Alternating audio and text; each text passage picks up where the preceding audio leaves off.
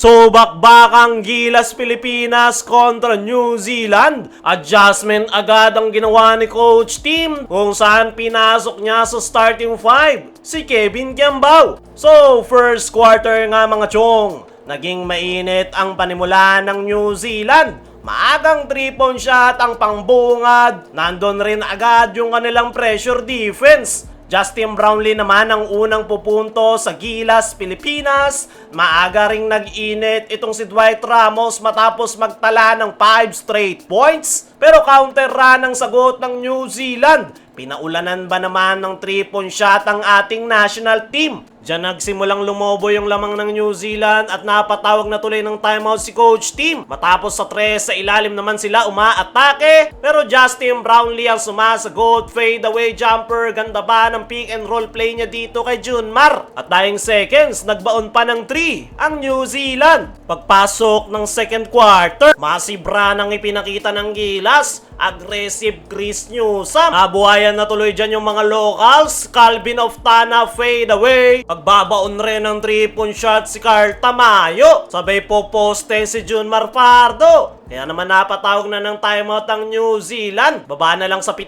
hinahabol ng Gilas. At matapos yung timeout ng New Zealand, ay ganda ng kanilang response. Napakaraming open jump shots ang kanilang kinuha. Another 3 sa harap pa ng dalawang defender. Nagiinit naman na itong si Corey Webster. Step back jumper, pinaglalaroan lang yung depensa ng Gilas Pilipinas. Nandun pa nga rin yung kanilang consistent outside shooting. Kaya naman natapos yung first half, 53-33.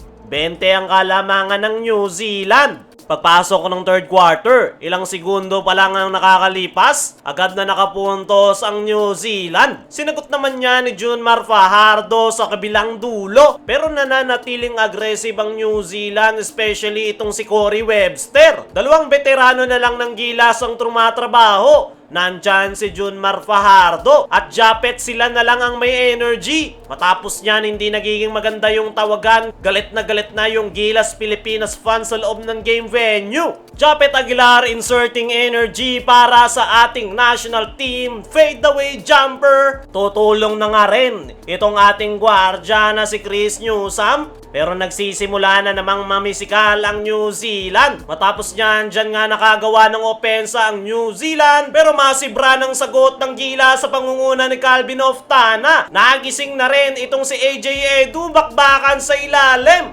Baba na lang tuloy sa 20 ang kanilang hinahabol. Under 3-minute mark nakuha na ng Gilas ang momentum. Nakakasagot dyan ang New Zealand. Pero high energy yung sagot ng ating national team. Corner 3 pa nitong si AJ Edu. Kaya natapos yung third quarter. 74-55.